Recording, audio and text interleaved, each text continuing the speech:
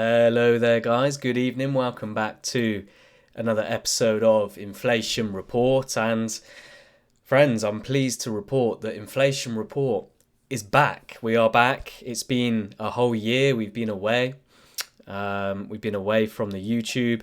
We never really got started, in truth. And I think what I will share with you guys that did watch some of my videos, some of my content, I think I really tried to overcomplicate this issue, and I was reflecting back on the content I made and where we were trying to come up with our own inflation calculations, and I just think I've overcomplicated the matter, and we can deal with reporting on inflation in a much more straightforward way. So that's going to be the plan for the new channel. We're going to get to the point. We're going to deal with it more succinctly. So without further ado then, let's just recap back on the last year. And friends, isn't it so true that everything we were saying last year has pretty much come to fruition? We were saying that inflation is here, it's probably here to stay. That was certainly the feeling and the direction of my channel back then. I can't remember the exact words I used or gave, but yeah, inflation has been very much with us throughout 2021 and into 2022 now. So let's go straight ahead then. So the channel direction, what direction is the channel going to take now? Well, I think we're going to keep it a lot more straightforward. I want to bring to the public news about inflation, news about what's going on, the way I see it.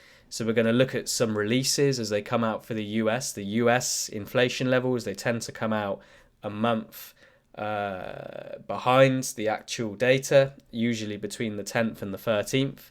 And then we'll also look at the UK inflation. I'm from the UK. That tends to come out. It's a bit sporadic. They're saying that the March data is going to come out on the 13th of April. They're saying that the April data will come out on the 18th of May. So the UK a little bit more sporadic. Sometimes it's on the second week. Sometimes it's on the third week. But nonetheless, we're going to cover that, and we're going to cover those rates when we get to them. So, a quick sip of juice.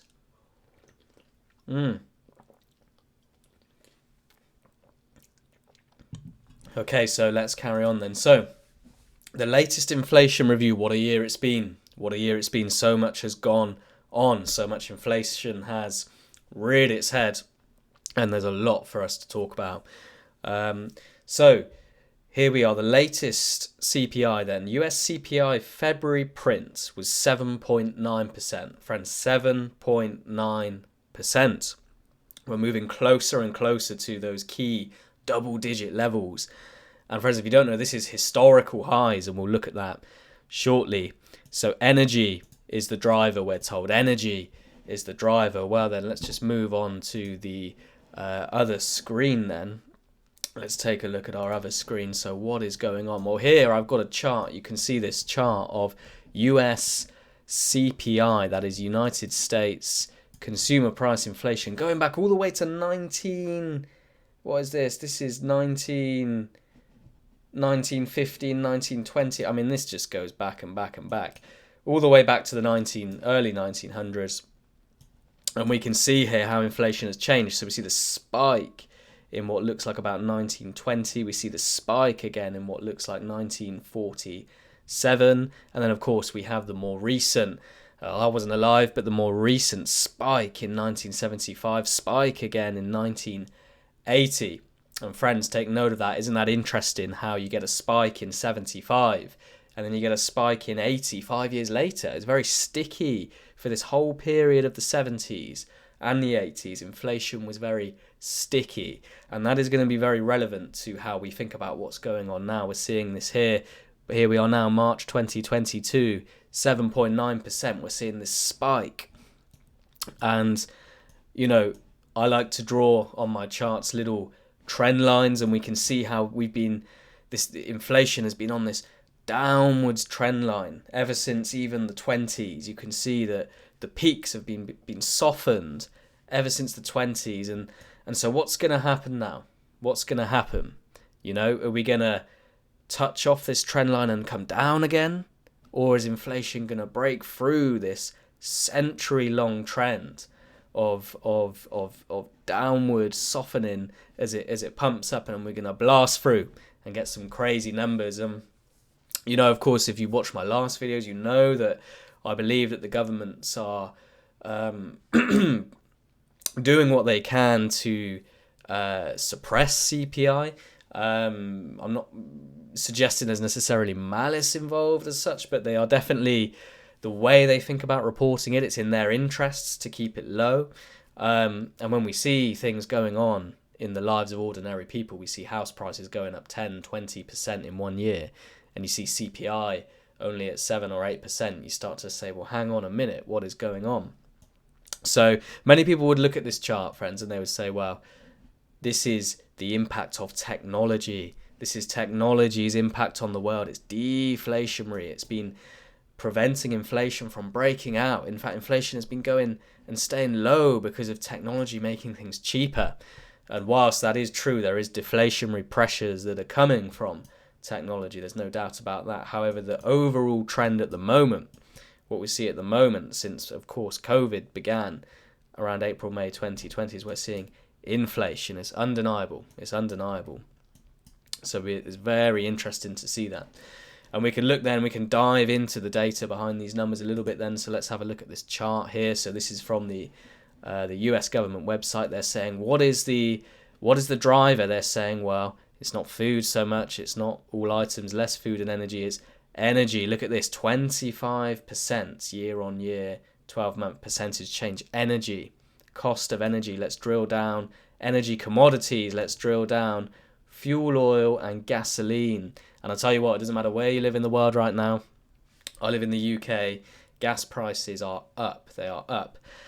And I think we're going to see in the next print, which will be the March print, which will come out in April, the full impact of the Ukraine invasion and these higher prices we've seen since the back end of February, which is when the invasion began. And I believe that was when the invasion began, back end of February. So it was through March we saw those hikes in fuel prices. So more higher inflation is still to come, I believe. But anyway, without saying any more, let's go back to here then. Let's look briefly at our PowerPoint slide again. So UK CPI printing a 6.2, so not as high as the US, but a 6.2 is a historic high. So let's go back to the chart window then. Let's take a look.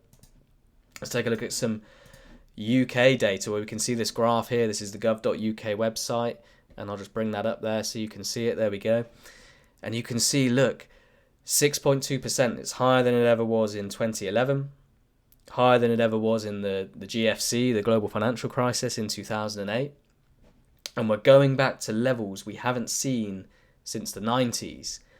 And, this is not surprising, everything that's going on, all the inflationary pressures that are going on. We've got the obscene levels of government fiscal spending. They're spending more than they're collecting in tax revenues. They're borrowing money. They're monetizing their borrowings. We've got the Bank of England, the Federal Reserve. All these central banks are buying the debt of the government, and we've talked about that in prior videos. But these are inflationary things that are going on. Combine that, all that money sloshing around, combine it with the supply chain struggles that are going on, with invasions happening in Eastern Europe and Russia. All these things coming together, very geopolitical, and it's coming together, and it's driving this inflation that we're seeing. So the question is, is this the top, or have we got more to come? Well, my prediction right here, similar to my prediction last year, I believe that we've got higher levels of inflation to come.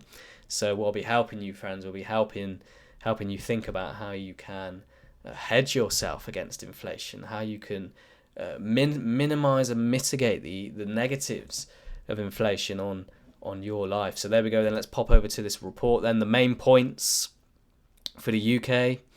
The largest upward contributions were from housing and household services, principally from electricity, gas, and other fuels. Now, I don't know about you, but my energy bill went up this month in March, 300%. It went from £65 a month to £200 a month. And now I'm paying that That's my direct debit, 300% increase. So these are crazy levels of price hikes. There's no smoothness or gentleness about this. This is just aggression, 300% rise, bam. And I'm having to take it. We're having to take it, and it's very challenging for us as consumers, as people living in this country. So yeah, UK inflation, it is here. It is here. Let's have a quick sip of juice.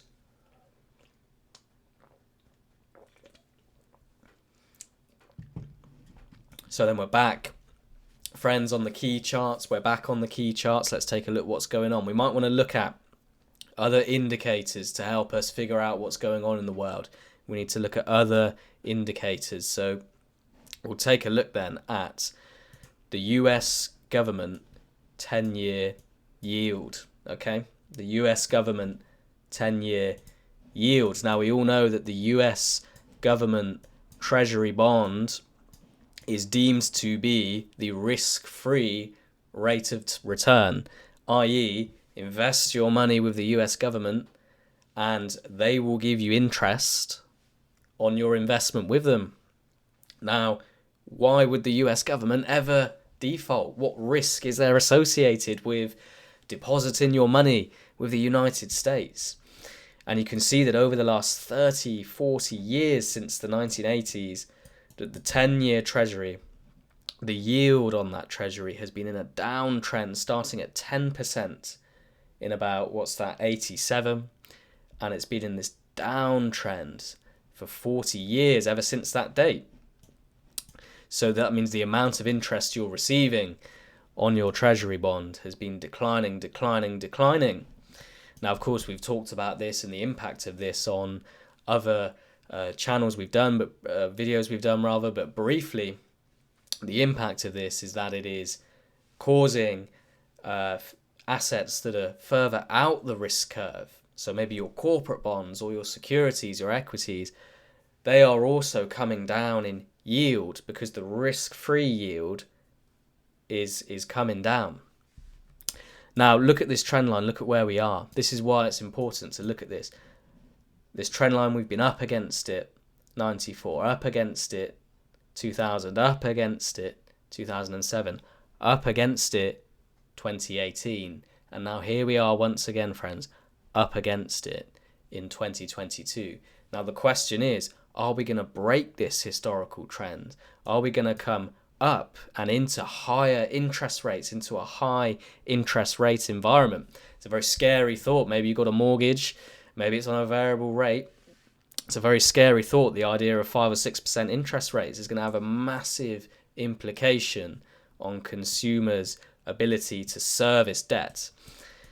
But the trend is your friend until it breaks. We're seeing here maybe we back down, maybe we come back. So maybe this is a sign that actually soon the federal government, the Federal Reserve in America, they're going to flip their view on rising rates. The Bank of England, all these central banks, they're going to stop rising rates, and perhaps they're going to say, no, we need to bring rates down once again. So it's a very interesting time, and we need to keep an eye on this. And on Inflation Report, we're going to be keeping an eye on this interaction with this trend line of the 10-year yield. Are we going to pump and be into a high interest rate environment, or are we going to respect the trend again and coming back into a lower interest rate environment? And all of that has implications for us.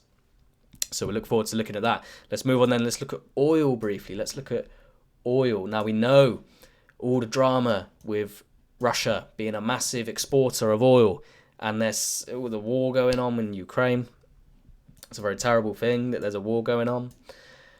And we can see here, if we look at this chart, this is the weekly chart, we can go back to 2008. We can see this spike here in 2008. That was the global financial crisis. That was the mortgage-backed security crisis from the US. And we can see here that we spiked. Oil prices reached $146 per barrel. And then since then, we've been in this downtrend consolidation, and now prices have spiked, and they spiked up here to about $129 per barrel. was the high. That's higher than anything we had between the GFC and, well, since the GFC, since '08. These prices are very high, but we didn't make a new high yet. There's no new high. We haven't pierced the old high of 146, but are we going to do that? Well, let's take a look. We can zoom in on the lower term time frame. I'll look at the daily time frame. We can see that after reaching this more recent high of $130 per barrel, we've come down and we've bounced and we've come into the key Fibonacci level of the 618. We've rejected off that, a sign of retracement. A retracement is completed. We've rejected off that. And what I expect to see, we'll keep an eye on this, but what I expect to see is if this low is taken, I expect us to perhaps continue down into more of a downtrend in the price of oil, return into more normal, what we might say normal levels. However, if we're able to put in a higher low here, we can put in a high, we could put in a low, a high. If we can put in a higher low, and if we can break this key Fibonacci level, this 618, and resume to the upside, then friends, I think then we can expect possibly to see us take out in oil this historic $146 per barrel. And friends, that would be very significant for the economies. Everything, so many things that we spend money on are driven by energy and oil. Everything plastic, it's all made from oil and from synthetic things produced from oil. It's what we put in our cars every day when we drive to work, and so this really has the ability to create serious drama in world economies. And so we've got to keep an eye on this. We're going to keep an eye on this on Inflation Report, the price of oil. Moving on then, let's go on to gold, our good friend gold. This is the old school inflation hedge, and we know that around the time of 2011, gold rallied up to about $1,900 per ounce. We then entered a long bear market consolidation until COVID struck in about March 20. And then we continued a rally in March 2020 on the COVID fears up to a high of, what was the high? What was the COVID high? It was about $2,080, $2,076 per ounce, roughly. If we zoom out to the weekly chart again, we can see clearly this trend, this downtrend I've marked, this red line, this downtrend that gold has been in. We've seen the price of gold come out of this downtrend, and we can move to our daily chart. Price of gold is up to the trend line, down again, up to the trend line, down again, up to the trend line, breaks the trend line, coincides with all these geopolitical issues, and we get a rally up to 20, well, look at that, what is that, $20.71 per ounce. Okay, we didn't take out the old high. We've made a lower high. We haven't taken out the old high, but we did take out a key daily level, okay, the daily close level from August 2020. We came into our daily level and we've rejected off that. And again, these daily levels have been very well respected in the gold markets. We come down into the daily, we've come up, we've come down, and then this daily level here, which was put in February February the 28th. I mean, it was a weekend close. That level here, look at that respect here of this level. We can just go on to the 1 hour chart. We can see how this level, we've come in, daily level, lost it to the next daily, and it looks like we've reclaimed the old daily. So the question is, all eyes on gold now, with all the geopolitical uncertainty, with all the inflation going on, will we see gold break out and claim a new high from before? Of course, the gold bugs, they've had a long fight, and they want to see this happen. But yeah, we will see. It's interesting. But again, as part of this channel, we'll keep an eye on the gold price. We'll keep an eye on the technicals, and we will be you'll be first to know what gold is up to and if it's going to operate as an inflation hedge, which its fundamentals said it should. Okay, quick sip of the juice then before our next chart.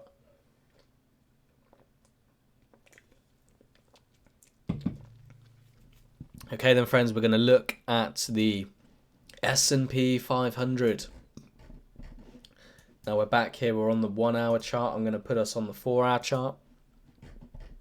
And you can see the S&P 500, the stock market, made its highs in January, early January. That's what, the 4th of January. And then if I hide this retracement, we've in this beautiful channel that was being respected. And then on the 17th of March, we've broken out of this channel. And now we've looked for more upside. We've come up to a level, not a particularly key level, that no particular Fibonacci level we've come into, but for whatever reason, we've come into this level and we've seen a retrace downwards. So, friends, the stock market, very key. What is going on there? Are we going to see higher highs again? Or actually, is this really in the middle of a prolonged bear market? Are we going to see a lower low put in? Which would, of course, be very challenging for the economy, for investors, for people, for employers. So the stock market, very key. And especially in this high interest rate environment, what's going to happen? You need to keep an eye on that for sure. Okay then, so that is all I believe we had for the charts. So let's go back then to our slides. I hope that was a somewhat informative session update. I hope you like the new format where we're not going to mess around with our own calculations. We're just going to review what's already going on. We're going to review the key latest inflation data. We're going to look at the charts for the stock market. We're going to look at the charts for gold, for oil, maybe other things too, maybe some crypto we'll look at. Yeah, and it's going to be interesting to see how things develop. Great. Thank you for joining, and I'll see you on the next episodes.